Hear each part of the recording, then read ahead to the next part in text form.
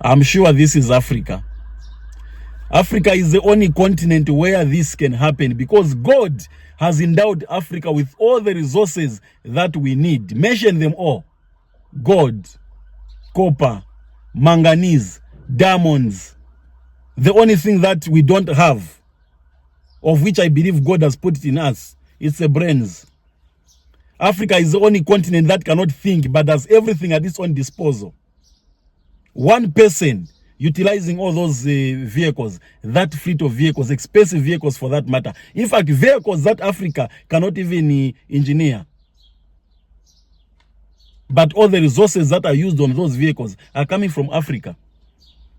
Buying things that you cannot make, whilst you have the resources that can make those things that you are buying.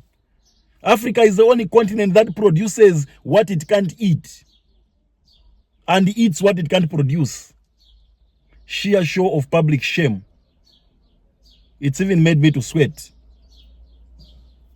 What powers do you have? What are you hiding?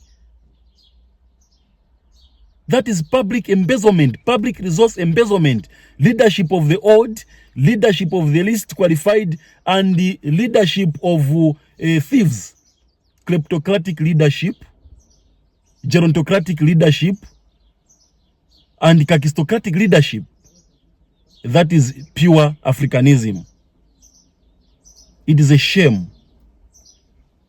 When the entire society is suffering from political dystopia and brouhaha or mwahaha, the entire continent or the entire country is wallowing in a pool of financial impecuniosity, then one person is living in luxury, enjoying national resources at the expense of the indigent people, the Wananchi and the hoi polloi. We can do better. These namby-pamby snorri ghosters ought to be dealt with, and all this behavior has to be annihilated. We have to hivo and hivu such kind of behavior.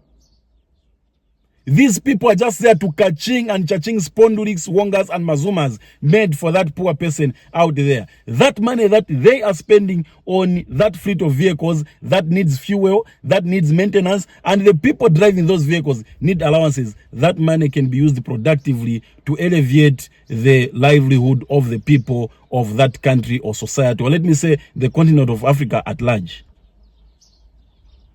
Unless you're a cretin hokum. I'm not a criticaster, neither am I an iconoclast, but still, this should be condemned to the highest order. Who bewitched Africa?